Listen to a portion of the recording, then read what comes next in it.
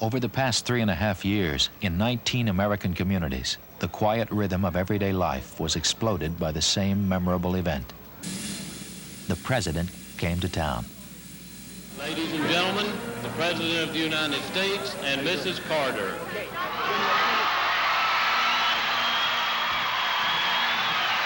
Jimmy Carter flew in not to meet with the mayor or the governor, but simply to meet with the people themselves. In high school gyms and auditoriums from Bangor, Maine to Merced, California, he stood before them without notes or advisors to answer their questions. Questions ranging from local anxieties to international policies. It's the presidential town meeting, and Jimmy Carter invented it. We approve of your efforts in Afghanistan, but we feel it has been at some expense to the American farmer with the grain embargo. When will you lift the grain embargo? Those are difficult questions, and before I answer them, I think I'll take off my coat, okay? It's kind of hot up here. The Soviets have invaded Afghanistan in a completely unwarranted action. So I am not going to lift the firm restraints on the Soviet Union in the foreseeable future. So I will continue to punish the Soviet Union if they stay in Afghanistan. An election year is, in a way, a difficult time for a country and obviously for those of us who hold public office. However, in many ways, it's the best year of all because it gives us a chance to confront difficult issues and to let the people be more deeply involved in shaping our country for the future. I learn a lot in a campaign, and I learn a lot in a meeting like this. What's on your mind, what your concerns are, what your doubts are, what your confidences are, what your hopes are. My name is George Henderson, Jr. I'm a resident here in Aliquippa. I would like to ask you a question dealing with our educational system. Our second-grade children would like to ask you these questions. What part of your job do you enjoy the most?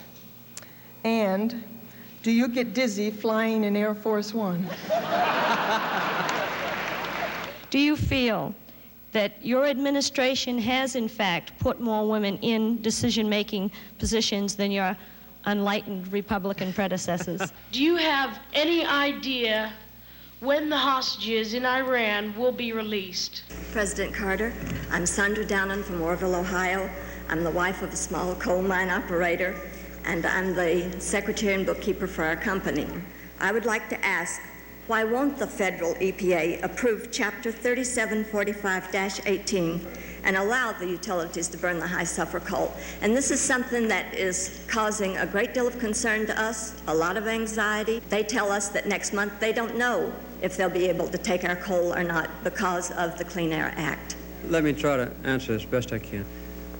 Doug Applegate is coming to Washington Friday morning at 10 o'clock to meet with my staff and some members from EPA and the Department of Energy. Doug, could you bring her with you to Washington?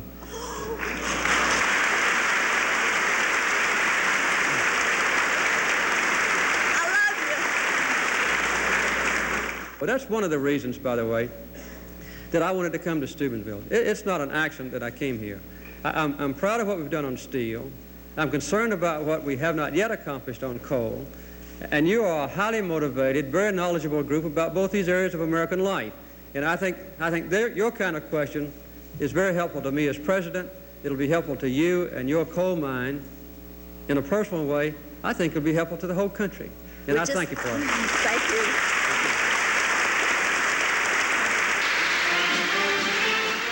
President Carter. The people have come to respect his energy, his dedication, and his good sense.